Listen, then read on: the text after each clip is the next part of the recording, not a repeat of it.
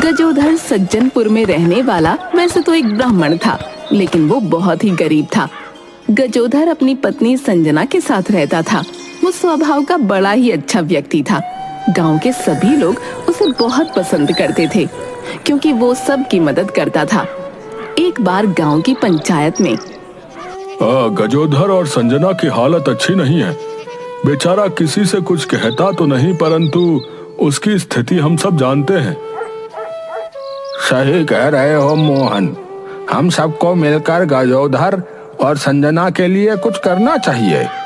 आखिर बच्चे तो वो हमारे ही गांव के हैं। एक काम करते हैं, हम सब पैसे जमा करके गजोधर के लिए एक बैलगाड़ी और 2 बैलों का जोड़ा खरीद देंगे, ताकि वो उससे सवारियों को लाने और ले जाने का काम कर सके, जिससे उसकी कुछ आमदनी हो सके। गांव वालों ने चंदा इकट्ठा किया और मुखिया जी की देखरेख में गजोधर के लिए एक बैलगाड़ी खरीदी गई। देखो गजोधर, सब गांव वालों की मदद से आज तुम्हें ये बैलगाड़ी दी जा रही है, ठीक है? इससे तुम अपने परिवार का जो है भरण पोषण ईमानदारी से करो, ठीक है? क्योंकि तुमने आज तक सब गांव वालों की हमेशा मदद की है भैया। धन्यवाद मुखिया जी, मेरे धन्य भाग हैं जो मैं ऐसे गांव में रह रहा हूँ। मैं सब गांव वालों का आभारी हूँ। गजोधर उस बैलगाड़ी में सवारियां लाने और ले जाने का काम कर अपना गुजर बसर करने लगा। एक दिन गजोधर जब शहर से गांव वापस आ रहा था, तो उसे रास्ते में एक सेठ जी और साधु बाबा मिले। तुम गांव जाने का कितना पैसा लोगे? सेठ जी, आपसे 5 रुपए लूंगा और बाबा से 2 रुपए लूंगा। ऐसा क्यों? सेठ जी, आपकी आमदनी ज्यादा है, इसलिए आपसे 5 रुपए लूंगा, जो कि गांव तक जाने का उचित किराया है। लेकिन बाबा से 2 रुपए लूंगा, क्योंकि वो तो अपनी गुजर बसर करने के लिए लोगों के दिए हुए दान पर आश्रित रहते हैं। इसलिए मैं उनसे किराया कम लूंगा और ये सोचूंगा कि मैंने 3 रुपए दान कर दिए। सेठ और साधु बाबा दोनों लोग बैलगाड़ी में बैठ गए और वहाँ से निकल पड़े। साधु बहुत बुजुर्ग थे। गजोधर ने साधु महाराज से कहा, बाबा, आप काफी बुजुर्ग हैं। आप अपने अनुभव किए हुए कुछ किस्से सुनाएं, जो हमारे जीवन में हमारे भी काम आए और हमारा ये सफर भी कट जाए। मैं तुम्हें अपने अनुभव का एक किस्सा सुनाता हूँ, लेकिन उसका मैं 1 रुपया लूंगा। ठीक है साधु महाराज, आप किस्सा सुनाइए। अगर कोई बात 4 आदमी एक साथ मिलकर तुमसे कहें, तो तुम्हें वो बात मान लेनी चाहिए और उस काम को कर लेना चाहिए। अब उसके बाद साधु महाराज? ये बात तो यहीं खत्म हो गई। दूसरी बात के फिर से 1 रुपया लूंगा। ठीक है महाराज, सुनाइए। जब भी किसी नदी के घाट पर स्नान करने जाओ, तो उस घाट पर स्नान करना जहां पर लोगों की भीड़ ना हो। भीड़ भाड़ वाले घाट पर स्नान मत करना। आगे बताइए साधु महाराज। ये बात यहीं खत्म हो गई। अगर आगे की बात सुननी है तो 1 रुपया और लगेगा।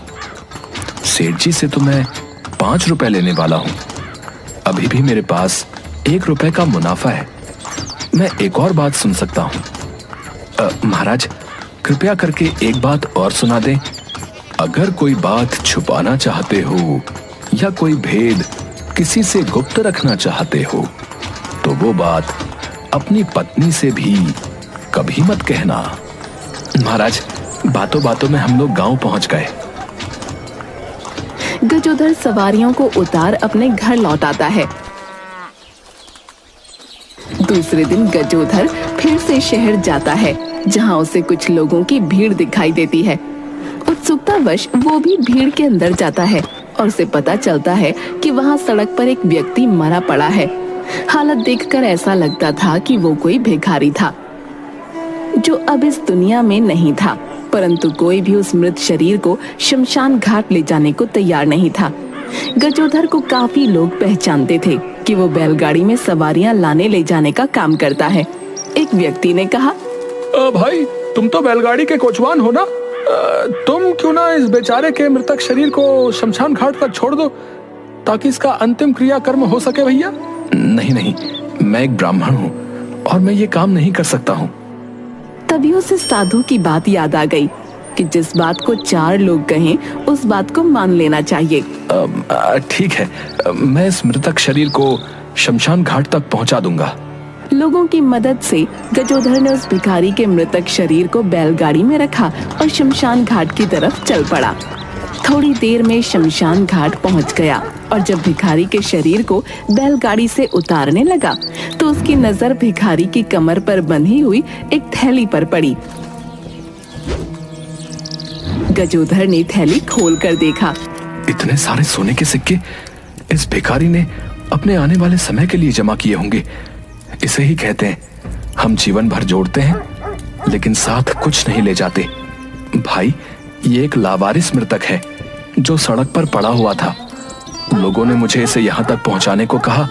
तुम ये 2 सिक्के रख लो और इसका अंतिम क्रियाकर्म पूरे विधि विधान के साथ कर दो। उसके बाद गजोधर चुपचाप थैली और अपनी बैलगाड़ी लेकर वहाँ से चला जाता है। उसने थैली वाली बात किसी को भी नहीं बताई।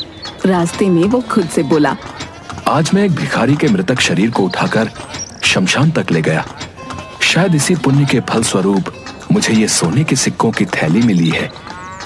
मैं एक काम करता हूँ, पहले नदी के घाट पर जाकर स्नान करता हूँ और अपनी बैलगाड़ी को भी धो लेता हूँ, फिर घर जाऊंगा। स्नान करने वो नदी के घाट पर गया और देखा वहाँ बहुत सारे लोग स्नान करने के लिए पहले से ही मौजूद थे। वो स्नान करने जाने वाला था कि उसे यदि नदी में स्नान करना है तो भीड़ भाड़ वाले घाट पर स्नान नहीं करना।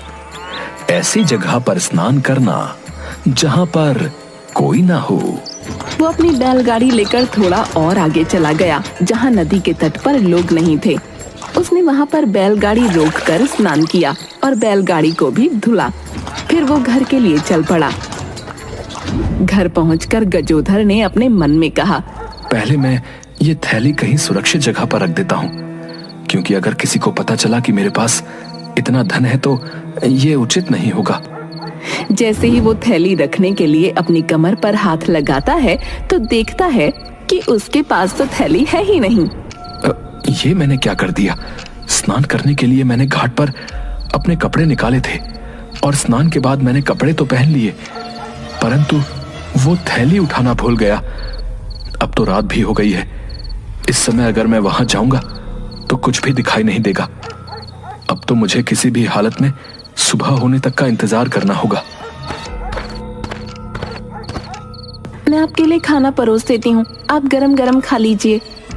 मुझे भूख नहीं है। क्या बात हो गई? आपकी तबीयत तो ठीक है? तबीयत तो ठीक है, बस खाना खाने का दिल नहीं है। मैं सोने जा रहा हूँ, सुबह मुझे जल्दी जाना है काम पर। उस रात जल्दी सोने अपने बिस्तर पर चला गया, लेकिन गजोधर रात भर बेचैन रहा, जैसे उसकी आंखों की नींद ही गायब हो गई थी। बस सुबह जल्दी उठा और जाने के लिए तैयार हो गया।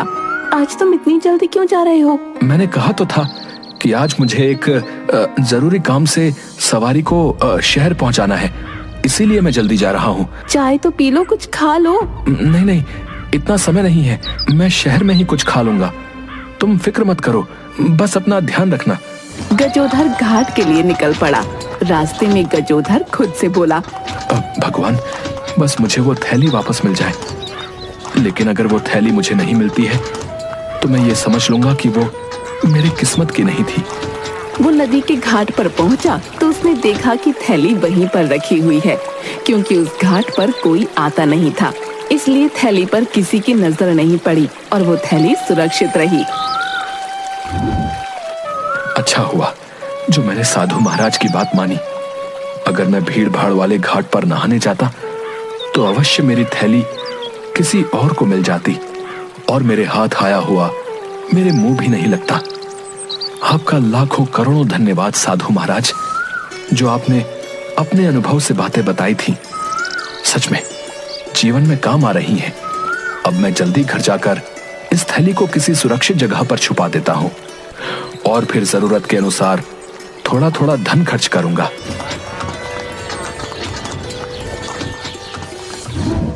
गजोधर थोड़ा थोड़ा करके धन खर्च करने लगा और कुछ समय बाद उसने अपना घर अच्छा बनवा लिया। परंतु बैलगाड़ी में सवारी लाने ले जाने का काम उसने नहीं छोड़ा। गजोधर के पड़ोस में रहने वाला धनीराम गजोधर की तरक्की देखकर उससे ईर्ष्या करने लगा। एक दिन धनीराम अपनी पत्नी कलावती से बोला, मुझे एक बात समझ में नहीं आती है कि ये गजोधर जो है बैलगाड़ी में सवारियों को लाने ले जाने का काम करता है, फिर भी इसने अपना घर कितना अच्छा बनवा लिया है भाई। और जहाँ पहले उनके पास जो है खाने को भी नहीं रहता था, आज देखो उनकी स्थिति कितनी अच्छी हो गई है। बात तो आप सही कह रहे हैं। भला बैलगाड़ी में सवारी लाने ले जाने का काम करने से इतने पैसे थोड़े मिलते हैं।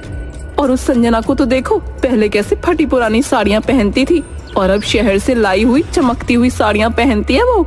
हमें पता लगाना होगा इन सब के पीछे राज क्या है, समझ रही हो ना। गजोधर से तो कुछ पूछा नहीं जा सकता क्योंकि वो काफी चालाक है। परंतु तुम एक काम करो, उसकी पत्नी के पास जाओ और बातों बातों में उससे गजोधर की कमाई का जरिया पूछ कर आना। मैं अभी जाती हूँ, शुभ काम में तेरी कैसी।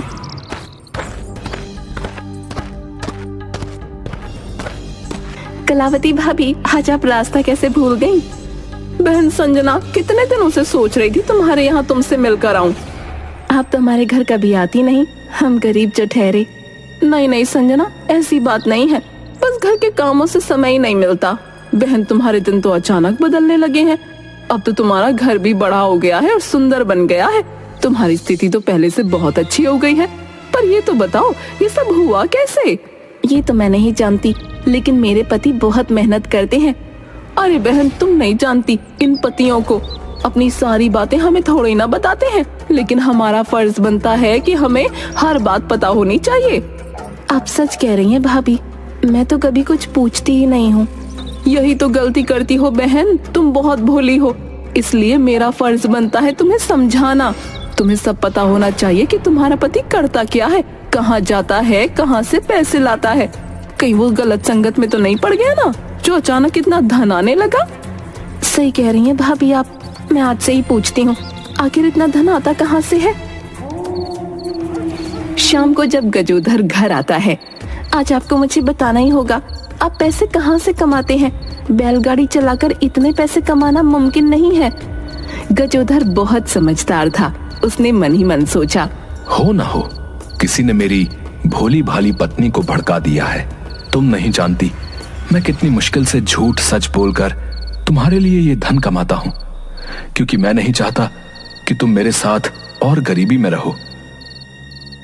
तो आप मुझे सच सच बताइए ना, आप ये धन कैसे कमाते हैं? मैं रोज शहर जाता हूँ और कितनी मुश्किल से झूठ सच बोलकर ये धन कमाता हूँ। शहर की कोतवाली में बहुत सारे मुकदमे होते हैं, जिसमें कोतवाल साहब मुझे उन मुकदमों में गवाही देने के लिए कहते हैं, जिसके लिए वो रोज मुझे 2000 रुपए देते हैं। संजना गजोधर की बातों से संतुष्ट हो गई और उसने कहा, मुझे माफ कर दीजिए, आपको मेरी वजह से कितना कुछ करना पड़ता है। दूसरे दिन संजना कलावती को सारी बातें बताती है और कलावती अपने पति धनीराम को। अच्छा, तो ये बात है। मैं भी कल से शहर जाऊंगा और ऐसे ही रोज के रोज 2000 रुपए कमा कर लाऊंगा और बहुत जल्द उस गजोधर से अमीर बन जाऊंगा। हाँ, ये सही रहेगा, हमें भी जल्द से जल्द पैसे जोड़ने होंगे। दूसरे दिन धनीराम कोतवाली पहुंच जाता है और अंदर जाने से डरता है, इसलिए बाहर ही वो चक्कर लगाने लगता है। एक सिपाही धनीराम को इधर उधर चक्कर लगाते देखता है और उसे उस पर कुछ संदेह होता है। वो धनीराम को पकड़कर कोतवाल के सामने ले जाता है। हाँ भाई, रे कौन हो तुम और कोतवाली के बाहर चक्कर क्यों लगा रहे थे? जी कोतवाल साहब, मैं तो यहाँ बस वो आपके काम के लिए। अरे भाई, जो पूछ रहा हूँ उसका सही सही जवाब दो, वरना ये डंडा देखा है? जी जी जी साहब, मैं तो यहाँ सच्ची झूठी गवाही देने के लिए आया हूँ। आप मुझे जिस मुकदमे में गवाही देने को बोलेंगे मैं दे दूंगा। क्या कहा तुमने? सच्ची झूठी गवाही? जी जी जी साहब, आप मुझे 2000 की जगह 1500 भी दे देंगे तो भी मैं खुशी खुशी ये काम कर लूंगा साहब। कोतवाल बहुत ईमानदार आदमी था और धनीराम की सच्ची झूठी गवाही की बात सुनकर गुस्सा हो जाता है और सिपाही को आदेश देता है। अरे भाई, इस दुष्ट आदमी को कैद खाने में डाल दो और सारा दिन इस पर 100 डंडे बरसाओ। फिर शाम को अगर इसका दिमाग सही हो जाए तो इसे छोड़ देना। धनीराम पूरा दिन डंडे खाता रहा और उसकी हालत खराब हो गई। अरे कोतवाल साहब, अब गलती से भी कभी झूठी गवाही देने की नहीं सोचूंगा। अब तो जाने दीजिए। पूरा बदन दर्द कर रहा है। अब तो कुछ महीनों तक बैठना भी मुश्किल है। और अगर गलती से भी गलती की और ऐसा विचार आया तो इसको याद कर लेना, समझ गए? अरे नहीं नहीं साहब, मरवा दिया रे इस गजोधर ने तो। शाम को जब वो घर जाने के लिए बाहर निकला तो वो ये समझ चुका था कि गजोधर एक बहुत चतुर इंसान है और उससे दुश्मनी लेना ठीक नहीं है। अरे ये गजोधर और उसकी पत्नी बहुत चतुर है, इनसे दूर रहना ही सही रहेगा। चला भी नहीं जा रहा है। उस दिन के बाद उसने कभी गजोधर के धन के रहस्य के बारे में जानने की कोशिश नहीं की और दूसरी तरफ गजोधर ने अपना सवारी का काम नहीं छोड़ा और मिले हुए धन को संभाल कर खर्च करते हुए अपना जीवन खुशी खुशी बिताता रहा।